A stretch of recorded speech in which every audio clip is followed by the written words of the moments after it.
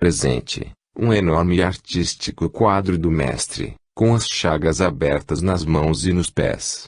O quadro foi colocado no salão de conferências daquela instituição. Porém, dentro de poucos dias foi dali retirado devido aos insistentes protestos do professor Chalders, nessa época vice-presidente da casa. O fato causou estranheza a muitos frequentadores, os quais não concordaram com a retirada do quadro. Mas prevaleceu o bom senso. O transcurso do seu centenário de existência, estando ele ainda entre nós, foi comemorado pela Escola Politécnica de São Paulo, pela Associação dos Antigos Alunos da Escola Politécnica e pelo Instituto de Engenharia de São Paulo, tendo havido uma sessão solene da congregação, com a instalação do retrato do professor Chalders, procedendo também a uma cerimônia de inauguração do medalhão de bronze, com placa alusiva à data, no Departamento de Matemática da Escola Politécnica, na cidade universitária, em São Paulo. Placa essa ofertada pelos ex-alunos da primeira escola superior criada pelo governo do estado de São Paulo, logo após a proclamação da República. A passagem do professor Chalders, pela Terra, foi um centenário de exemplos vivos num preparo eficiente para o reencontro com os amigos do plano maior.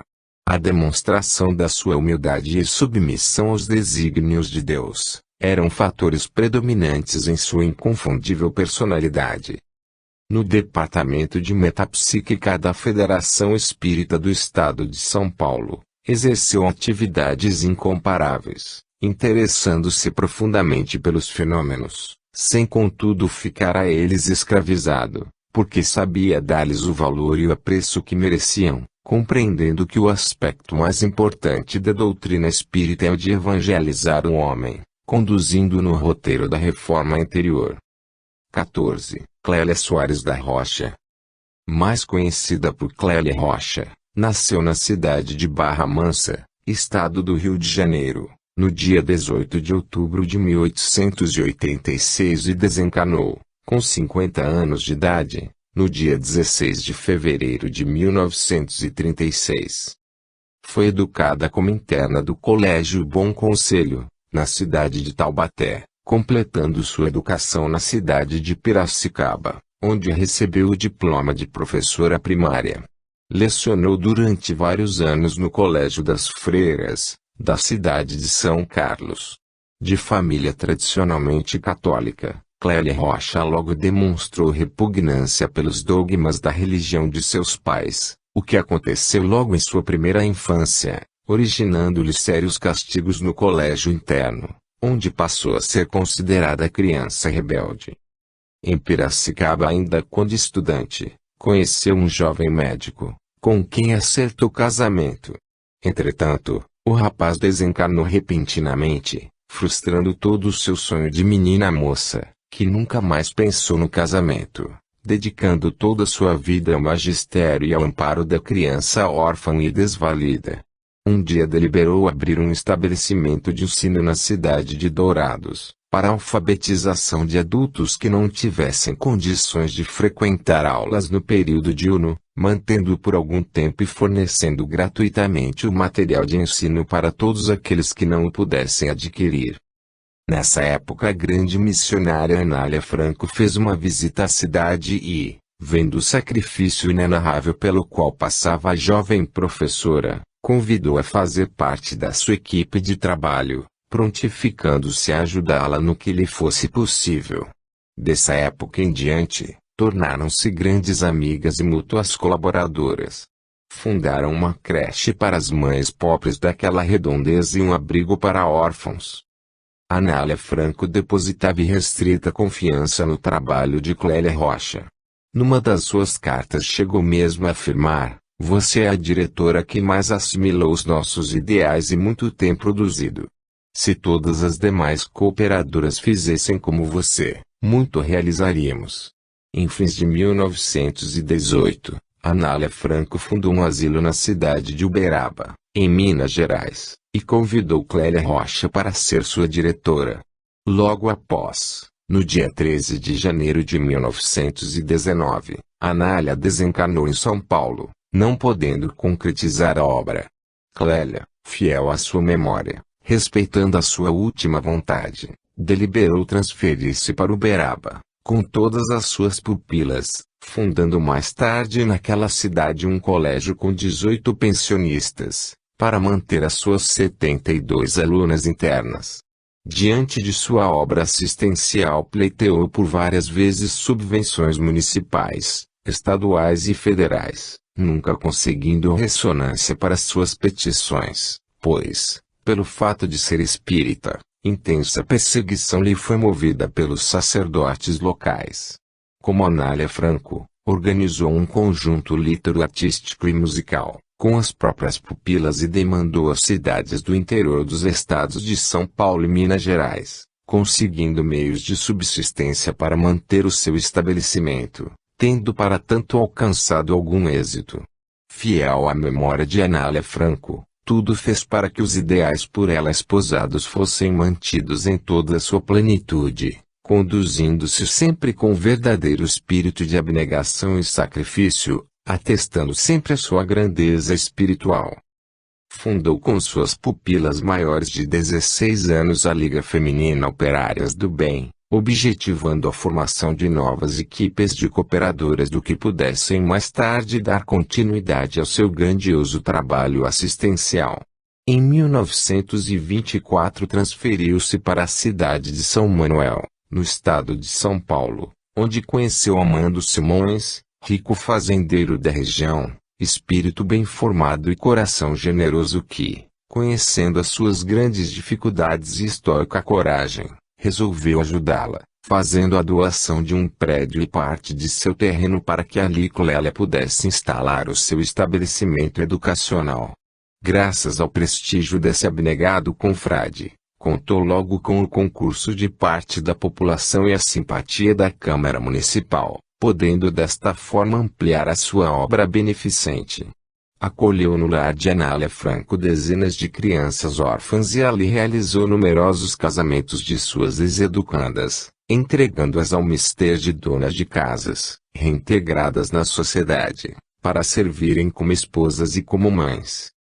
Em 1930, na época do Natal, fundou a creche Berço de Ouro, destinada a receber as criancinhas, mantendo-a com todo o carinho de sua alma. Era espírita fervorosa e muito se interessava pelos assuntos doutrinários.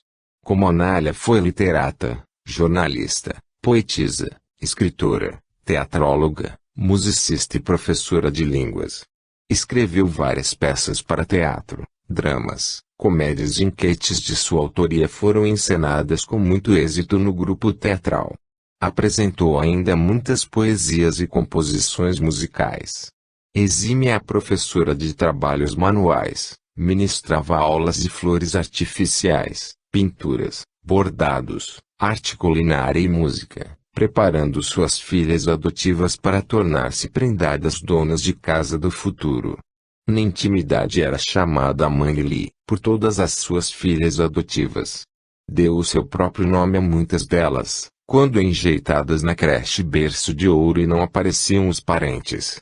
Tendo que regularizar os seus registros civis, não hesitava jamais, registrava-as com o seu próprio nome. Fundou o jornal literário Lírio Branco e o Mensageiro do Órfão, hoje Mensageiro do Lar, órgão de divulgação do espiritismo, que continua a ser editado nas oficinas gráficas do Lar Anália Franco, na cidade de S. Manuel.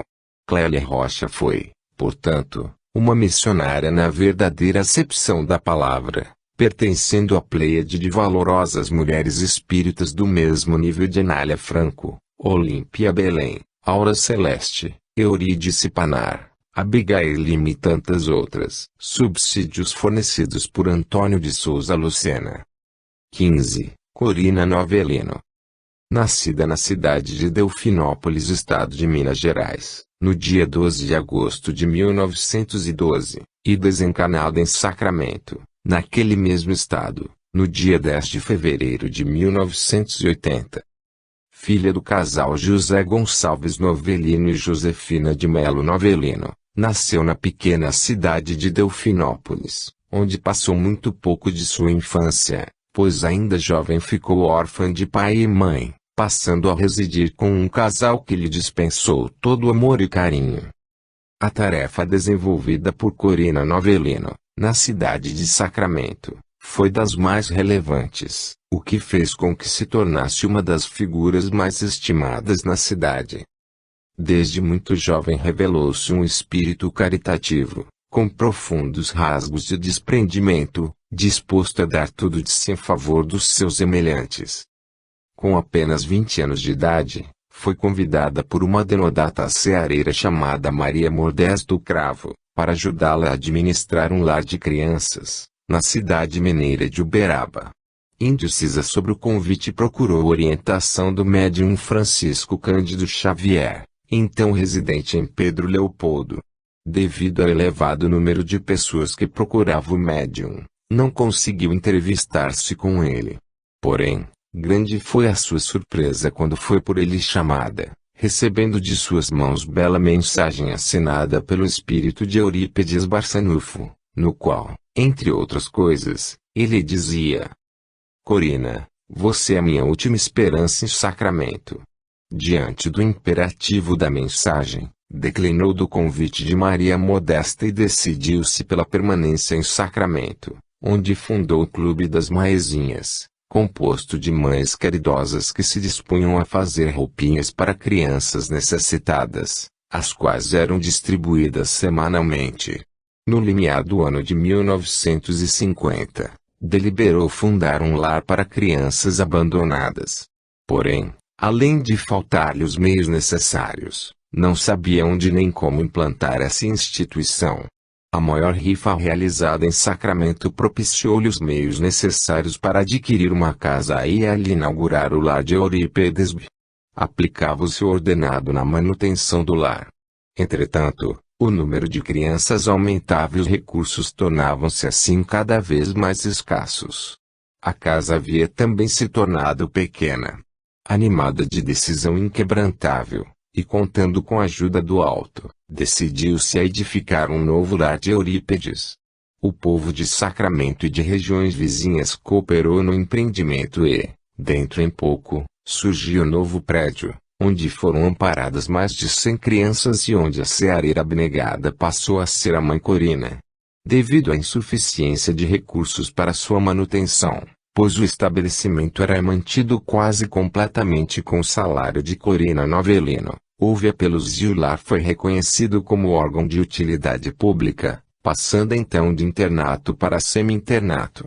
Ali as crianças passam o dia, recebendo alimentação, vestuário e educação intelectual e religiosa.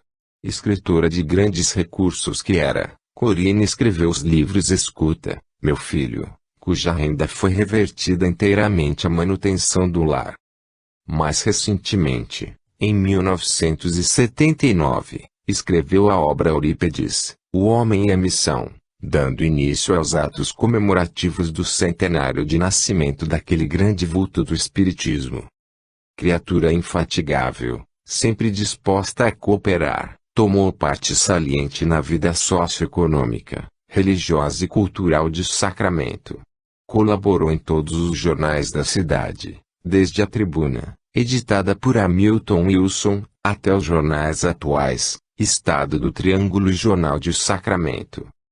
Prestou colaboração em outros órgãos de divulgação do espiritismo, notadamente no Anuário Espírita, editado em Araras, e uma revista editada em Portugal. Foi na realidade uma vida bem vivida, repleta de rasgos de generosidade, de amor e de dedicação aos seus semelhantes. A sua desencarnação representou irreparável perda para a comunidade sacramentana. Um grande vazio se fez na cidade, tão grande quanto a tristeza dos que perderam o calor, a ternura e a dedicação de uma amiga. Foram as seguintes as palavras do presidente da Câmara Municipal de Sacramento, por ocasião do sepultamento do seu corpo físico: que o pavilhão de Sacramento cubra o seu ataúde numa demonstração de homenagem maior que o poder público presta aos seus grandes filhos. Aqui a gratidão de todo um povo que reconheceu no seu labor humilde e silencioso a mãe Corina de todos.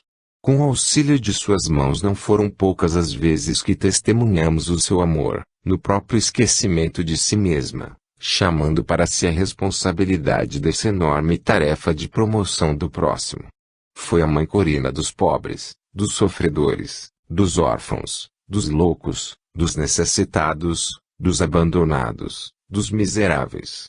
Mãe Corina de todos nós, nosso eterno e imorredouro muito obrigado. Nota do GEAI. A querida irmã Alba das Graças Pereira enviou-nos mais informações sobre a vida de Corina. Alba conviveu com de Corina por ocasião da feitura de seu livro sobre Eurípides Barçanuppo. Para não alterar o formato original do livro, as novas informações serão colocadas como notas de rodapé. O casal com quem ela passa a residir chamava-se José Idalides Rezende, era irmã consanguínea de Eurípides Barçanuppo. B. O lar de Eurípides, fundado por de Corina, passou de internato para semi-internato apenas depois de seu desencarne em 10/02 de 1980. C. Dentre as obras de sua lavra, acrescenta-se A Grande Espera, romance mediúnico datado sobre a Era de Jesus e ditado a ela por Eurípides Barçanuppo, ed. IDE, Araras, SP. D. Sobre as revistas onde escreveu, Fonfon do Rio de Janeiro, 1939, Jornal das Moças, Rio de Janeiro e Revista de Estudos Psíquicos, editada em Portugal. 16. Cosme Marinho. Nascido em Buenos Aires, República Argentina, no dia 27 de setembro de 1847, e desencarnado no dia 18 de agosto de 1927, tendo sido um dos mais destacados propagadores espíritas naquela nação. Seus pais foram comerciantes modestos e honrados. Foi educado dentro dos princípios da Igreja Católica e se sentiu atraído para o sacerdócio, no qual vislumbrou a possibilidade de exercer a sua propensão inata de servidor da humanidade. Fez o curso superior de teologia, convencendo-se logo após de que a sua vocação não estava circunscrita aos estreitos dogmas da religião dominante. Abandonou, portanto, a carreira iniciada e ingressou na Faculdade de Direito, tendo em seguida interrompido também esse curso para entrar na carreira jornalística, onde junto com José C. Paz fundou o grande diário portenho, La Prensa, do qual foi diretor em 1896. Em 1871, tomou parte ativa na heróica Comissão Popular, constituída com o objetivo nobilitante de combater a epidemia de febre amarela que flagelava os seus concidadãos, e embora tivesse sido contaminado pelo mal, conseguiu restabelecer-se, tendo posteriormente merecido do povo de Buenos Aires a condecoração da Cruz de Ferro e a impressão de 5.000 retratos com a inscrição, O Povo a Cosme Marinho, epidemia de 1871. No evento a Municipalidade de Buenos Aires também lhe outorgou oficialmente a Medalha de Ouro, como prêmio aos seus nobres serviços. Em 1872, Marinho dedicou-se de corpo e alma no afã de promover o Comitê de Ajuda ao Chile, durante a epidemia de varíola.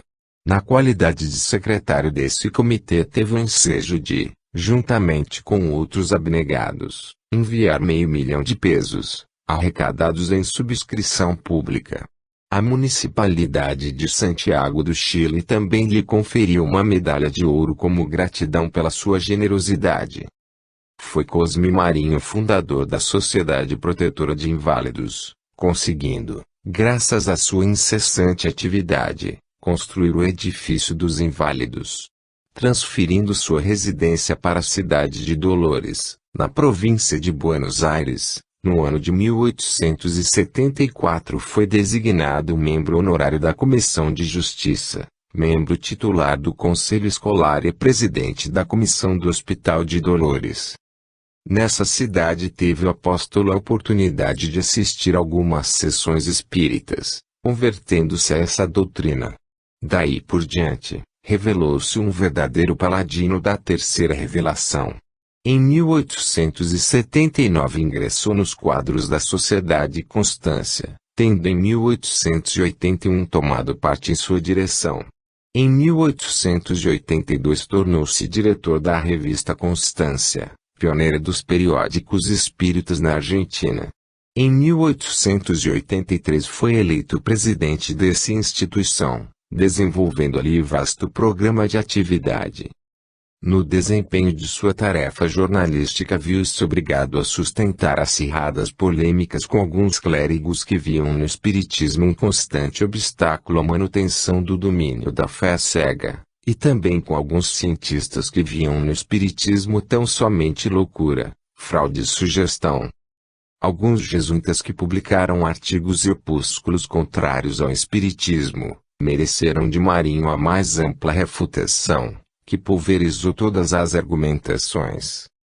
No dia 3 de abril de 1892, foi vítima de um atentado por parte de uma fanática de nome Dolores Gonzales, que lhe disparou um tiro. Felizmente o fato não teve maiores consequências.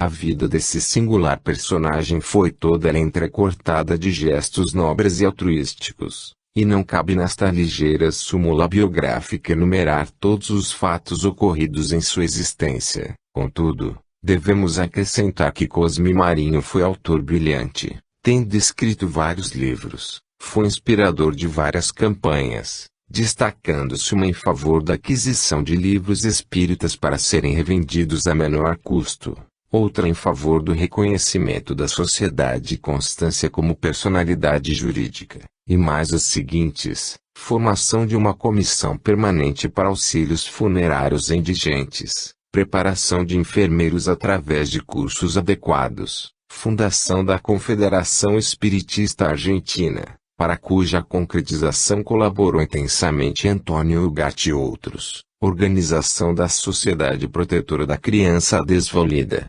ação em favor da abolição da pena de morte na Argentina, campanha contra os falsos médiuns e exploradores do espiritismo, e finalmente, em 1925, a inauguração do Asilo Graus, seu cinquentenário. Foi justamente cognominado Kardec argentino, pois ele representa para os espíritas platinos o mesmo que Bezerra de Menezes representa para o Brasil, e o mesmo que Atrid Kardec Denis Delany representa para a França. Em outubro de 1947, escrevia Ismael Gomes Braga sobre Cosme Marinho: a luta contra os preconceitos materialistas e o fanatismo religioso somente pode ser levada a bom término por espíritos muito superiores à massa humana que habita nosso planeta. O missionário que se encarna para defender uma ideia nova contra erros arraigados durante milênios, para forçar a humanidade a dar um passo mais no caminho do progresso, não pode ser um espírito comum, porque falharia antes do fim da jornada, espantado pelos ataques de toda a classe de adversários que surgem das trevas, furiosos, defendendo suas tradições, que julgam sagradas e seus interesses, que consideram divinos. A luta do missionário argentino foi mais prolongada e mais violenta que a de Kardec, que trabalhou pelo espiritismo durante 14 anos, mas Cosme Marinho teve que lutar meio século para conquistar e consolidar as posições que nos legou.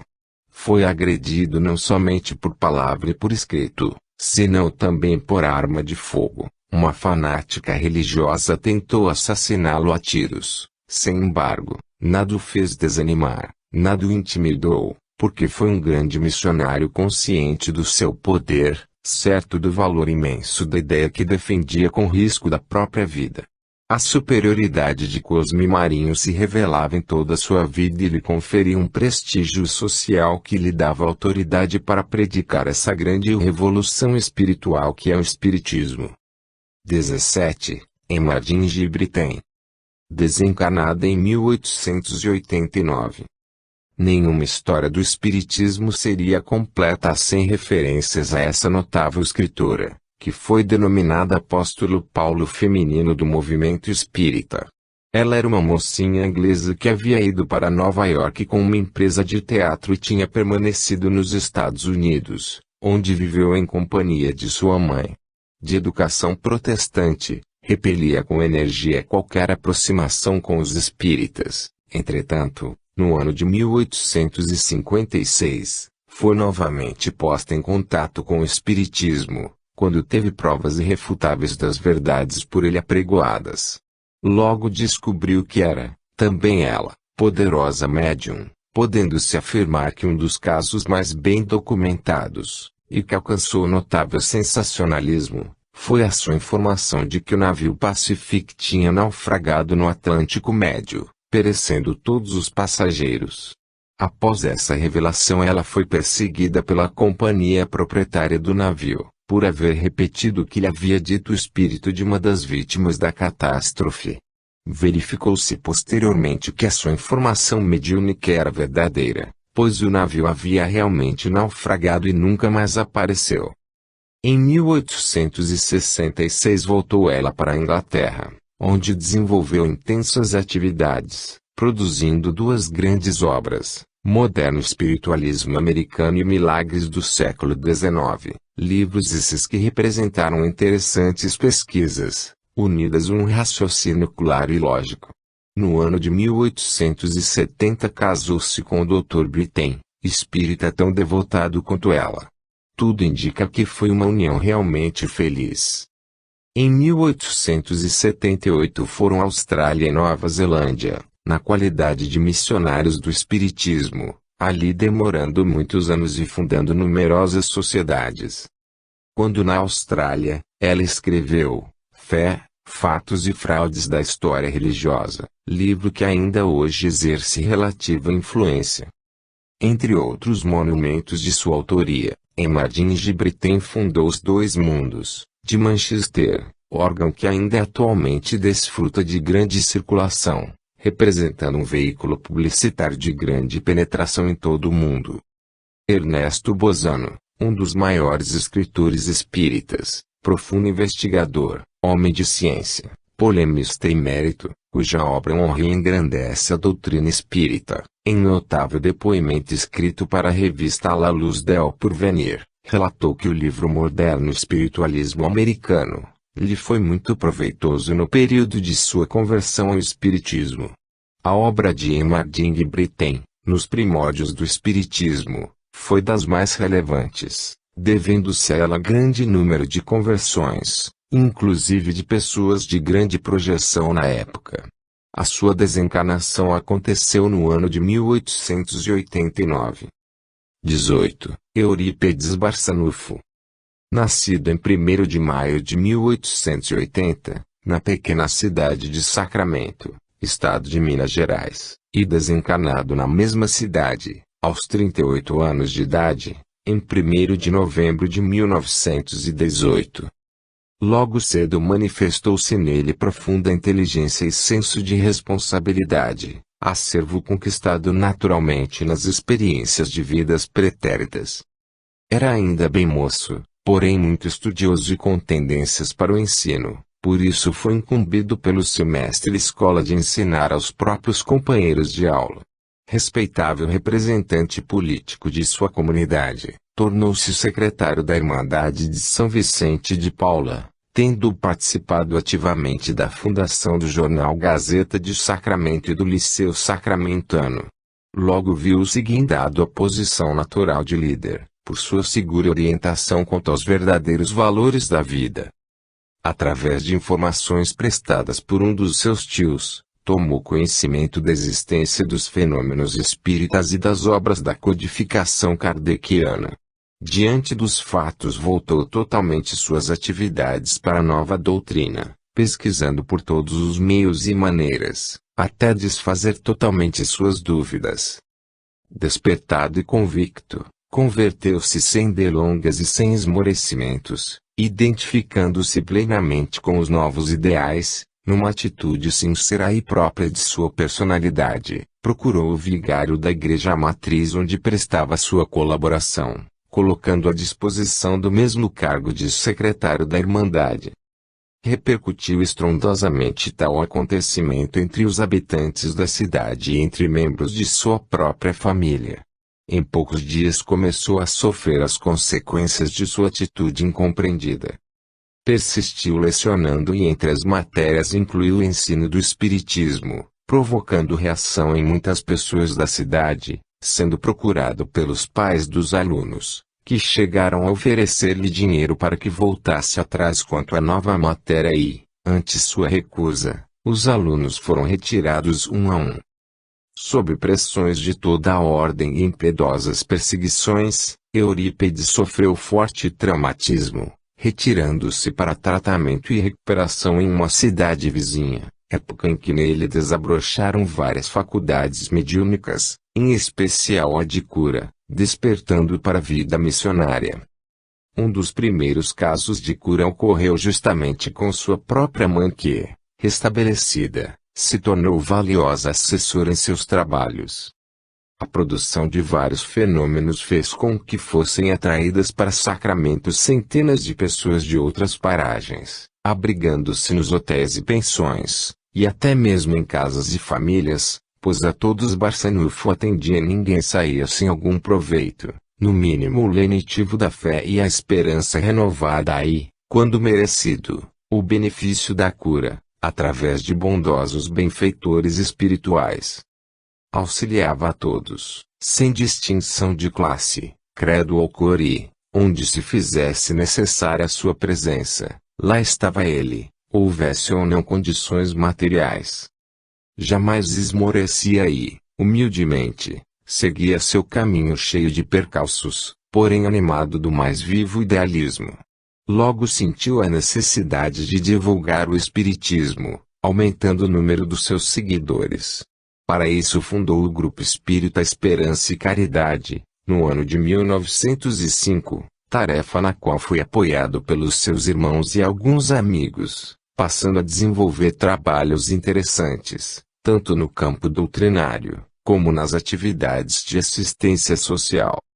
Certa ocasião caiu em transe em meio dos alunos, no decorrer de uma aula.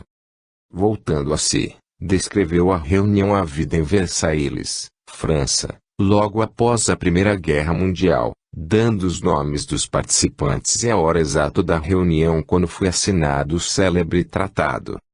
Em 1º de abril de 1907, fundou o Colégio Allan Kardec, que se tornou o verdadeiro marco no campo do ensino. Esse instituto de ensino passou a ser conhecido em todo o Brasil, tendo funcionado ininterruptamente desde a sua inauguração, com a média de 100 a 200 alunos, até o dia 18 de outubro, quando foi obrigado a cerrar suas portas por algum tempo, devido à grande epidemia de gripe espanhola que assolou nosso país. Seu trabalho ficou tão conhecido que, ao abrirem-se as inscrições para matrículas, as mesmas se encerravam no mesmo dia, tal a procura de alunos, obrigando um colégio da mesma região, dirigido por freiras da Ordem de S. Francisco, a encerrar suas atividades por falta de frequentadores. Liderado a pulso forte, com diretriz segura, robustecia-se o movimento espírita na região e esse fato incomodava sobremaneira o clero católico, passando este, inicialmente de forma velada e logo após, declaradamente, a desenvolver uma campanha difamatória envolvendo o digno missionário e a doutrina de libertação, que foi galhardamente defendida por Eurípides, através das colunas do jornal Alavanca, discorrendo principalmente sobre o tema Deus não é Jesus e Jesus não é Deus, com argumentação abalizada e incontestável, determinando fragorosa derrota dos seus opositores que, diante de um gigante que não conhecia esmorecimento na luta, mandaram vir de Campinas, estado de São Paulo, o reverendo Feliciano Iag, famoso por suas pregações e conhecimentos, convencidos de que com suas argumentações e convicções infringiriam o golpe derradeiro no espiritismo. Foi assim que o referido padre desafiou Eurípides para uma polêmica em praça pública, aceita e combinada em termos que foi respeitada pelo conhecido apóstolo do bem. No dia marcado o padre iniciou suas observações, insultando o espiritismo e os espíritas, doutrina do demônio e seus adeptos, loucos passíveis das penas eternas, numa demonstração de falso zelo religioso, dando assim testemunho público do ódio, mostrando sua alma repleta de intolerância e de sectarismo. A multidão que se mantinha respeitosa e confiante na réplica do defensor do espiritismo, antevia a derrota dos ofensores, pela própria fragilidade dos seus argumentos vazios e inconsistentes. O missionário sublime aguardou serenamente sua oportunidade, iniciando sua parte com uma prece sincera, humilde e bela, implorando paz e tranquilidade para uns e luz para outros, tornando o ambiente propício para inspiração e assistência do plano maior, e em seguida iniciou a defesa dos princípios nos quais se alicerçavam seus ensinamentos. Com delicadeza, com lógica, dando vazão à sua inteligência, descortinou os desvirtuamentos doutrinários apregoados pelo reverendo, reduzindo a insignificância dos seus parcos conhecimentos, corroborado pela manifestação alegre e ruidosa da multidão que desde o princípio confiou naquele que facilmente demonstrava a lógica dos ensinos apregoados pelo Espiritismo. Ao terminar a famosa polêmica e reconhecendo o estado de alma do reverendo, Eurípides aproximou-se dele e abraçou-o fraterna e sinceramente. Como sinceros eram seus pensamentos e suas atitudes, Barçanufo seguiu com dedicação as máximas de Jesus Cristo até o último instante de sua vida terrena, por ocasião da pavorosa epidemia de gripe que assolou o mundo em 1918, ceifando vidas, espalhando lágrimas e aflição, redobrando o trabalho do grande missionário, que a previra muito antes de invadir o continente americano, sempre falando na gravidade da situação que ela acarretaria. Manifestada em nosso continente, veio encontrá-lo à cabeceira de seus enfermos, auxiliando centenas de famílias pobres. Havia chegado ao término de sua missão terrena. Esgotado pelo esforço despendido, desencarnou no dia 1º de novembro de 1918, às 18 horas, rodeado de parentes, amigos e discípulos. Sacramento em peso, em verdadeira romaria, acompanhou-lhe o corpo material até a sepultura, sentindo que lhe ressurgia para uma vida mais elevada e mais sublime. 19. Francisco Antônio Bastos. Nascido em São Paulo, no dia 6 de janeiro de 1850 e desencarnado no dia 19 de agosto de 1929, com a idade de 79 anos. Muito jovem dedicou-se aos trabalhos altruísticos ao lado da grande missionária Anália Franco, fazendo as escritas fiscais de mais de 70 obras assistenciais por ela fundadas no estado de São Paulo, abrangendo escolas maternais, escolas elementares, albergues noturnos, colônia regeneradora, 23 lares para crianças abandonadas e um patronato agrícola.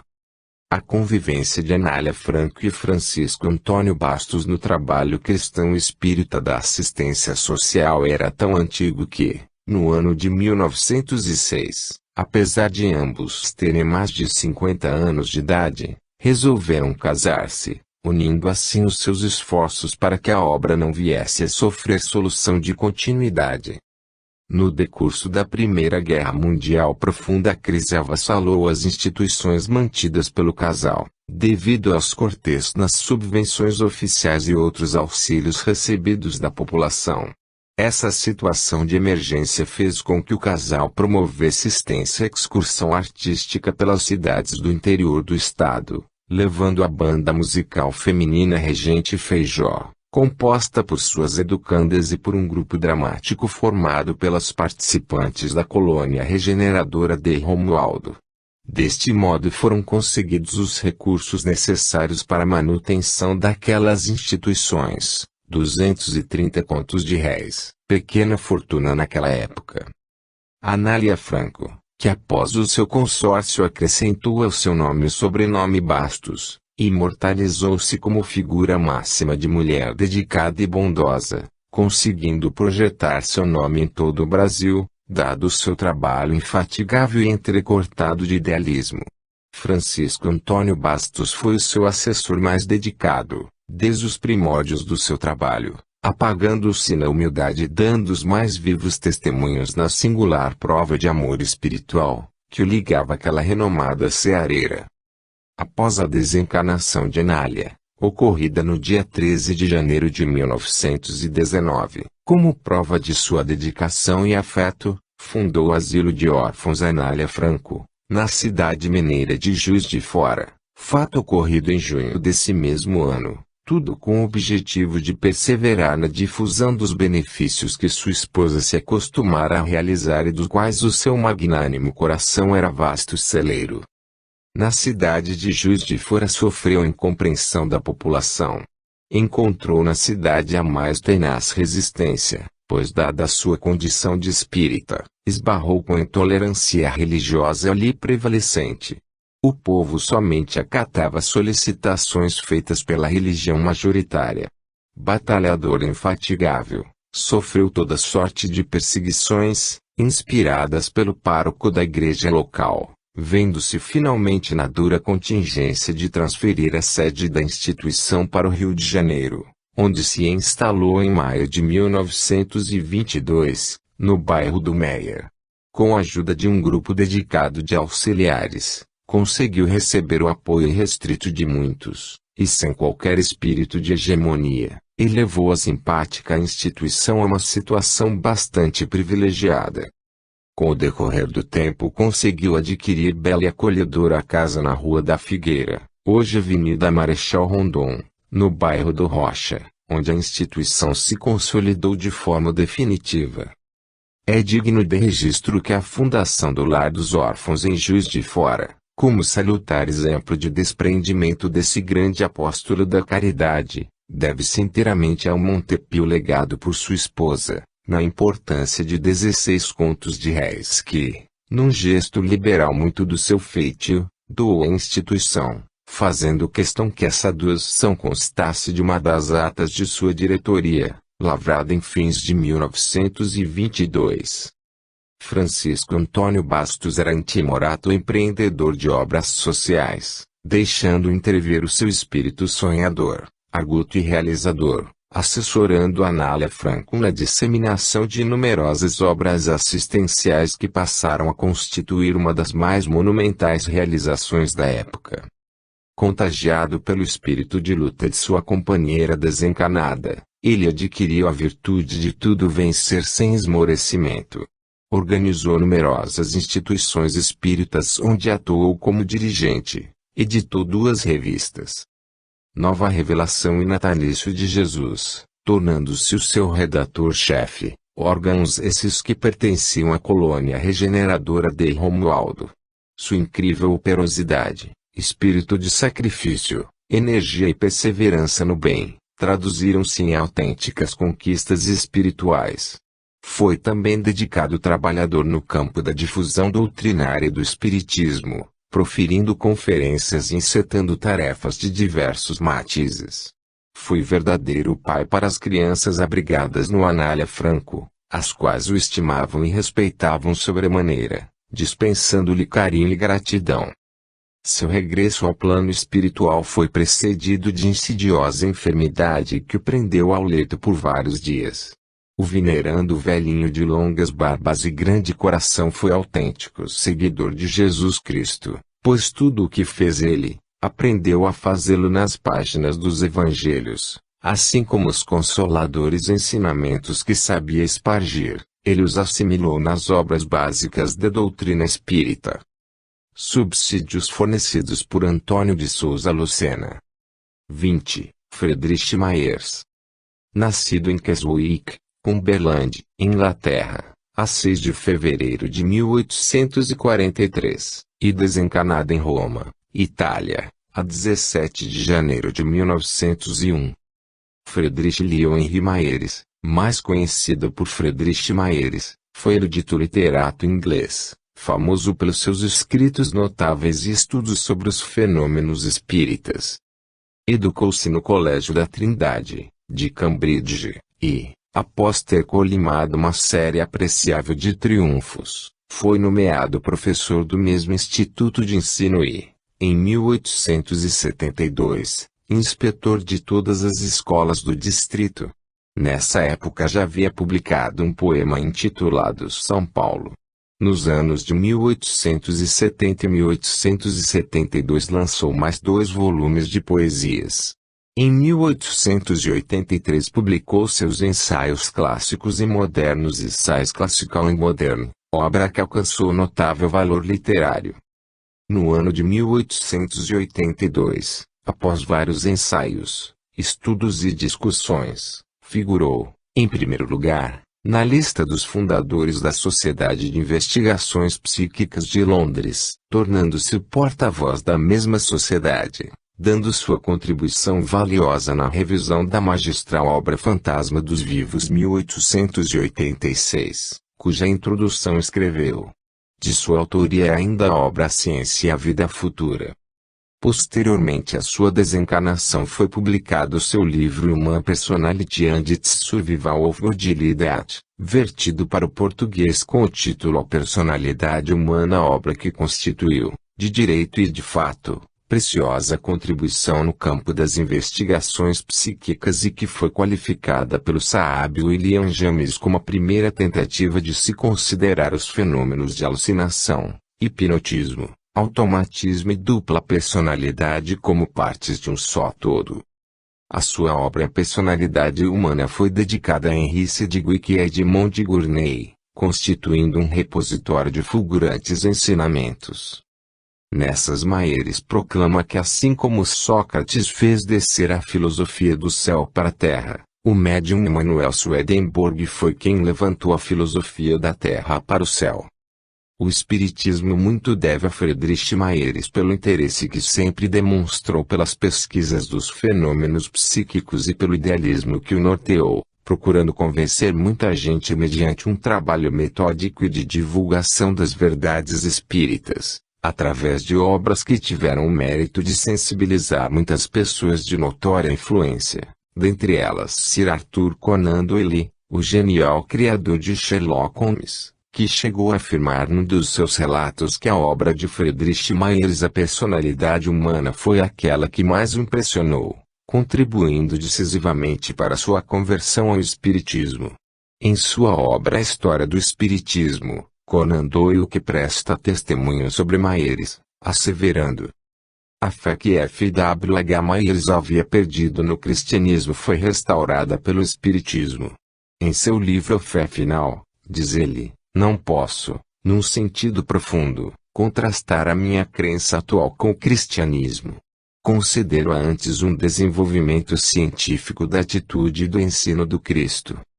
Friedrich Maiers foi, como decorrência, um dos mais eruditos pesquisadores do século passado e sua contribuição em favor da divulgação dos postulados espíritas foi das mais apreciáveis. 21. Rev. George Valion, célebre médium inglês desencarnado a 9 de março de 1931. Um periodista inglês que, na década de 1920, se atrevesse a tratar temas espíritas devia possuir muita perspicácia e muita coragem, sustentados por uma autoridade indiscutível. Esse periodista foi Lord Northcliffe, que o fez publicando nada menos que os escritos recebidos mediunicamente pelo famoso médium britânico Reverendo George Valion. As publicações do Correio Semanal, contendo tais escritos despertaram um inusitado interesse, tanto na Inglaterra como em outros países, o que aliás redundou num ataque sistemático por parte das igrejas, que movimentaram todos os seus recursos materiais com o objetivo de minorar os catastróficos efeitos que estavam produzindo em todas as camadas da sociedade os escritos de Valion. Quem era George Valion, que deste modo alterava a calma natural de todos e produzia semelhante impacto nas arraigadas convicções religiosas do conservador povo britânico? Valion era um sacerdote, membro de poderosa ramificação religiosa que havia monopolizado o sentimento de religiosidade dos povos da Inglaterra e de outras nações. Nessa altura dos acontecimentos ele já estava trabalhando nas lides espíritas e havia se integrado entre os homens de renome que deram grandes passos no sentido de implantar as ideias espíritas naquele país. Os problemas relacionados com o espírito despertaram em Owen a intenção de fazer com que um novo conceito de Deus se tornasse acessível às criaturas humanas, conceito esse despojado de dogmas, de ritos, de fanatismo e de obscurantismo. Animado desse propósito, foi buscar na carreira eclesiástica um meio mais rápido e eficiente de colocar-se em contato com as almas daqueles que desejavam encaminhar-se para uma vida melhor e mais segura, no além-túmulo. Aconteceu a Vale o que sucede geralmente com muitas pessoas dotadas de poderosa vocação. Distanciou-se do roteiro palmilhado por sacerdotes sectaristas. O seu objetivo foi então de procurar desesperadamente a verdade, o único caminho que conduz a Deus. Owen conseguiu chegar ao sacerdócio solidamente alicerçado nos princípios filosóficos e científicos, os quais lhe propiciaram profunda perspicácia no sentido de adentrar o âmago de todas as questões que reclamam a atenção da mente humana. Realizou seus princípios estudos no famoso Colégio da Rainha, passando em seguida ao Instituto Midland, onde atingiram os mais elevados graus os seus conhecimentos científicos e religiosos. Ordenou-se sacerdote em Liverpool, quando tinha apenas 24 anos de idade, tendo sido designado para desempenhar o seu ministério no humilde curato de Seaford. Ele era um homem humilde, embora atrás dessa humildade cristã ocultasse uma fortaleza de ânimo e um espírito sempre predisposto para a luta.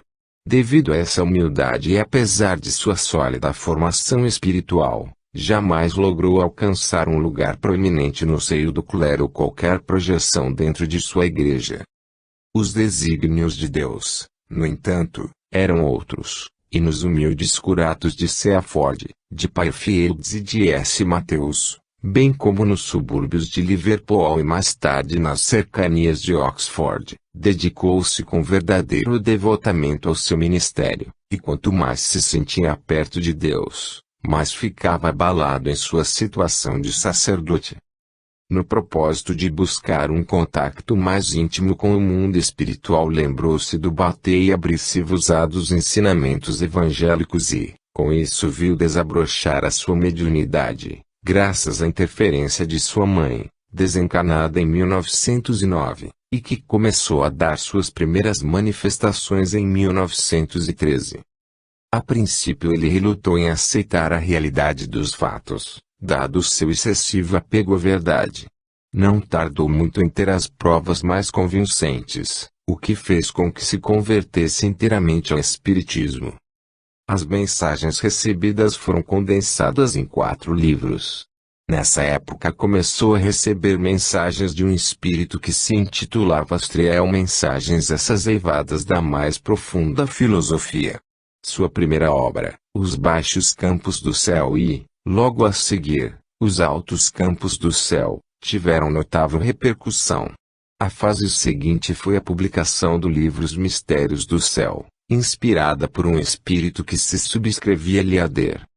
Espírito esse que assumiu um controle único sobre todas as comunicações dadas posteriormente e cujo nome ele próprio mudou para Ariel, formando o 4º e último livro Os Batalhões do Céu. Os prólogos das obras de Valiant foram elaborados por Sir Arthur Conan Doyle, o genial criador de Sherlock Holmes, o que demonstra o elevado sentido das comunicações recebidas do plano espiritual. Num desses prólogos dizia o famoso escritor inglês, com que segurança se afirma que Deus fechou as fontes da inspiração há 2000 anos. Não é infinitamente mais razoável dizer-se que um Deus vivente continua demonstrando sua força vivente e que novas ajudas e novos conhecimentos continuam a ser por ele derramados para impulsionar a evolução dos homens? Lord Northcliffe tinha sérias e profundas inquietudes espiritualistas que em nenhum momento foram sufocadas por sua imensa fortuna material. Ele descobriu Valiant e por isso pôs sua fortuna e influência no afã de divulgar as obras do famoso médium, não receando jamais colocar em jogo seu prestígio e sua fortuna, na realização de uma obra que ele considerava extraordinária e mesmo absurda e atrevida para a época. Ele era um periodista de nervos fortes, de coração e de vocação, que jamais titubeou em publicar o que era atualidade e realidade, mesmo que isso viesse a redundar num abalo do seu prestígio de diretor de uma cadeia enorme de jornais diários. Lord Northcliffe afirmou ainda, referindo-se ao encontrei-me frente a um homem dotado de grande sinceridade e de uma convicção inabalável. Era possuidor de grandes dotes espirituais e quando lhe ofereci grossa quantia em dinheiro para a publicação de suas obras, ele a recusou, solicitando apenas o suficiente para uma modesta publicação de seus livros. Essas obras poderiam dar a Valion imensa fortuna, dado o interesse que elas despertaram. Poderiam ter dado ao médium facilidades para deixar o pobre quarto onde habitava em Oxford, podendo ainda, com esse dinheiro, aspirar a uma paróquia mais respeitável. Entretanto, tudo foi recusado por ele e esse dinheiro foi investido por Lord Otcliffe em obras filantrópicas. Os trabalhos do médium, publicados no Correio Semanal, fizeram com que esse periódico atingisse tiragens surpreendentes. Suas obras são conhecidas na Inglaterra por escrituras de Owen. Sabe-se que a versão de seus livros para o vernáculo seria sob o título A Vida Além do Véu. O êxito colimado por ele no campo espírita acarretou-lhe a perda da sua paróquia, pois a ela teve que renunciar, perdendo a fonte de onde tirava o necessário para o seu sustento. Nesse evento ele proclamou: muitos são os que podem ser vigários de Oxford, porém não são muitos os que podem fazer o meu trabalho de propaganda. Aos 53 anos de idade, George Valion iniciou sua tarefa de divulgação do espiritismo. Dirigiu-se aos Estados Unidos da América, onde ele já estava bem difundido, fazendo ali muitas prédicas, granjeando grande número de amigos e discípulos, tendo posteriormente regressado à Inglaterra, onde proferiu mais de 150 conferências, esgotando todos os seus recursos materiais e ficando quase na indigência. Sir Arthur Conan Doyle, seu grande amigo, saiu em seu auxílio e encabeçou uma coleta com o nome de Caixa de Valion, que se encheu prontamente, porém o médium não fez dela qualquer uso. Em 1931 foi acometido de grave enfermidade, porém, prosseguiu na tarefa de propaganda sem dar demonstrações das horríveis dores que o acometiam. No dia 9 de março desse mesmo ano veio a desencarnar. 22. Guilherme Taylor Marsh. Nascido no Planalto da Serra dos Órgãos, atualmente cidade de Teresópolis, no estado do Rio de Janeiro, no dia 21 de agosto de 1838, e desencarnado na cidade de Niterói no mesmo estado, no dia 21 de junho de 1922. Era filho de George Marsh, cidadão nascido e criado em Portugal, mas inglês por direito diplomático, e de D. Ignácia Marsh, de nacionalidade brasileira. George Marsh havia adquirido, antes de 1821, uma gleba de mais de 170 milhões de metros quadrados de terra, que destinou à agricultura e à criação de cavalos de raça. Essa enorme fazenda, que primitivamente se chamava Fazenda dos Órgãos, passou a ser denominada Fazenda do Marsh. A atual cidade de Teresópolis, no estado do Rio de Janeiro, foi construída dentro de seus limites.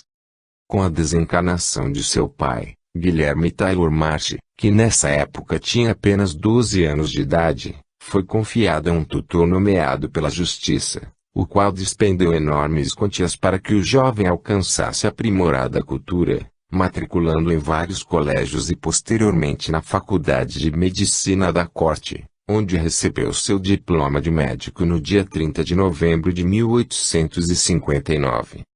O seu tutor foi demasiadamente pródigo no trato de seus bens, não administrou suas propriedades e depósitos bancários com a devida precaução, fazendo com que Guilherme Marsh ficasse arruinado de bens materiais.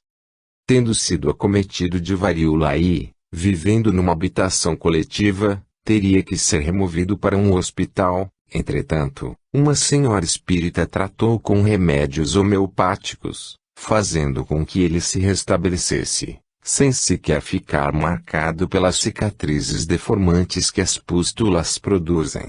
Esse fato fez com que Guilherme Marsh se tornasse apologista da ciência de Hahnemann, passando a praticar essa terapêutica até a data da sua desencarnação. Observando os exemplos vivos propiciados pela sua hospedeira e por um velho espírita chamado Nascimento, que curava muita gente através da homeopatia e da sua mediunidade, mudou de modo de pensar. Viu que o verdadeiro Deus era diferente daquele que lhe mostraram no colégio. Os exemplos vividos por ambos fizeram com que se interessasse pelo estudo das obras básicas